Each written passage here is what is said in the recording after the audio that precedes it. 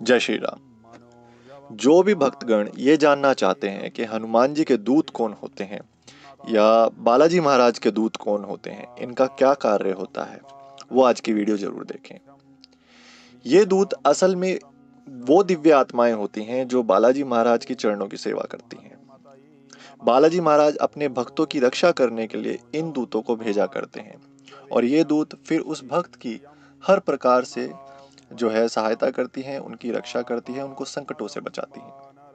आसान भाषा में अगर बताया जाए तो जब कोई भक्त ऊपरी बाधा या जैसे कि भूत प्रेत उसको लगा हुआ होता है या किसी ने कुछ करा होता है या पितृ की अशांति होती है, इन जैसी अगर समस्याओं से वो ग्रस्त होता है तो वह व्यक्ति अ, हनुमान जी के दरबार में आता है या फिर जैसे बालाजी सरकार के दरबार में आता है तो वहाँ पे अपनी अर्जी लगाता है।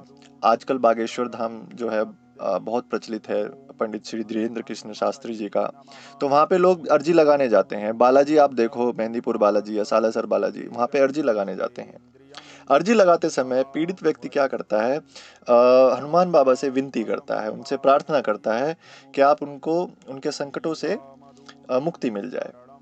अर्जी लगाने के कुछ नियम होते हैं, वो आपको किसी अन्य वीडियो में किसी और दिन बताएंगे। अर्जी लगाने के बाद क्या होता है, पीड़ित व्यक्ति को कुछ नियमों का पालन करना पड़ता है। बालाजी महाराज की कुछ पूजा नियम या कुछ परहेज हो सकता है, वो सब करना पड़ता है। एक समय के बाद पीड़ित व्यक्ति पेशी में आ जाता है और ऊपरी बाधा उसके शरीर पर आकर अपना बयान देने लगती है। तो ये जो पीड़ित व्यक्ति है, जिस किसी भी दरबार से जुड़ा होता है, उस दरबार के महंत जो क्या करते हैं, बालाजी महाराज की शक्तियों के माध्यम से पीड़ित व्यक्ति को संकट को काट देते हैं।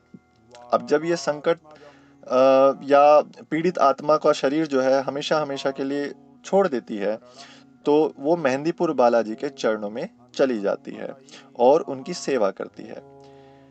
जब कोई परेशान करने वाली आत्मा शरीर में होती है तो वह पीड़ित के शरीर को अपना घर बना लेती है।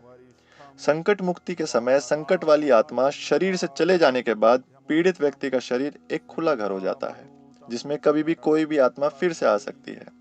लेकिन बालाजी महाराज क्या करते हैं, इस समस्या को दूर करने के लिए वो अपने दूत को उस पीड़ित व्यक्ति के शरीर में भेज देते हैं ताकि कोई अन्य दुष्ट आत्मा या अन्य कोई और संकट जो है उस शरीर में ना प्रवेश कर सके। तो ये दूत का कार्य होता है। असल में ये वही भूत प्रेत या ऊपरी बाधाएं होती हैं। बालाजी क्या करते हैं, इनका मन बदलकर इनको दूत में बदल देते हैं। फिर ये व्यक्ति का नुकसान नहीं करती, उसकी रक्षा करती है।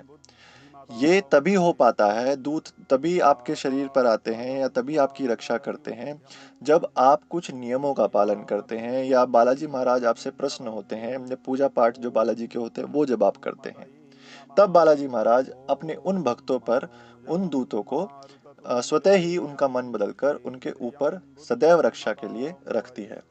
इसके लिए जरूरी नहीं होता है कई बार के आप अर्जी ही लगाएं। बहुत से व्यक्ति जो भूत प्रेतों से पीड़ित हैं, जिनका जीना हराम हो चुका है, जो हर तरीके से संकटों से घिरे होते हैं, वो बालाजी जाकर अर्जी लगाते हैं। लेकिन बहुत से व्यक्तियों को तो पता भी नहीं चलता कि कब उनके ऊपर कुछ गलत संकट था, जिसका मन बदल चुका है और अब वो दूत की तरह उनका जो है हर प्रकार से रक्षा करता है। तो ऐसा बहुत आपने देखा होगा कुछ भक्तों को, जिनके बालाजी के भक्तों को खास करके, जिनके काम जो है बहुत ही जल्दी और बहुत अच्छे तरीके से बनने लग जाते हैं। उनको हर समय ऐसा महसूस होता है कि उनके साथ कोई दिव्य आत्मा चल रही है। कई बार तो वो ये सोचते हैं कि साक्षात हनुमान जी उनके साथ हैं, लेकिन असल में वो दूत होते हैं हनुमान जी के। वो उनकी पूजा से बहुत खुश होते हैं, इसलिए वो दूत बनकर उनकी रक्षा करते हैं, उनका अनिष्ट नहीं होने देते। तो ये दूतों का काम है। दूत और भूत में फर्क होता है। भूत अनिष्ट चाहते हैं, दूत रक्षा करते हैं हर प्रकार से। पितृ भी कई बार गलत कार्य कर देते हैं, लेकिन दूत उनसे भी रक्षा करते हैं अपने भक्तों की।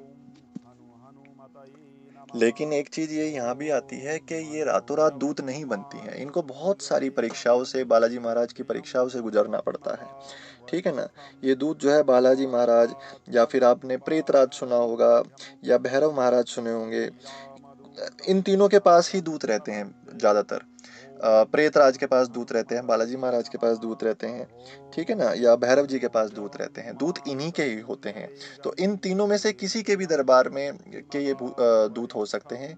ये जिस किसी भी दरबार से आते हैं, आने पर और जाते समय अपने दरबार का जयकारा अवश्य लगाते हैं, और इनको बहुत सारी परीक्षाओं से जाकर गुजरना पड़ता है, तब जाके बालाजी महाराज या भैरव या फिर प्रेतराज इनको दूत की उपाधि, दूत की जो है पदवी देते हैं। लेकिन ये दूत जो है हर समय शरीर में नहीं रहते हैं, ये चौबीसों घंटे आपके शरीर में नहीं रहते। ये अपने अंश शरीर में छोड़ जाते हैं और हमेशा शरीर के संपर्क में रहते हैं। जब कोई अन्य संकट शरीर को हानि पहुंचाने की कोई कोशिश करता है, तो दूत महाराज को तुरंत पता चल जाता है और ये भक्त की रक्षा करने के लिए तुरंत आते हैं। अगर आप बालाजी के दर्शन करने जा रहे हैं और आपको ये प्रक्रिया जाननी है कि अर्जी किस तरीके से लगाई जाती है, तो आप कमेंट करके बता सकते हैं, अगली वीडियो उस पे बना देंगे। लेकिन कभी भी आप बालाजी के दर्शन करने जाओ तो कुछ चीज़ों का ध्यान रखना चाहिए। कई बार ऐसा होता है कि व्यक्ति दर्शन करने के लिए तो गया ठीक, लेकिन जब वापस आया तो उसके पीछे प्रेत लग गया। तो कुछ ना कुछ तो उसने ऐसा अनिष्ट किया होगा। जैसे बालाजी महाराज का प्रसाद नहीं खाते हैं, खाना भी नहीं चाहिए, तो प्रेत नहीं तो पीछे लग जाएगा।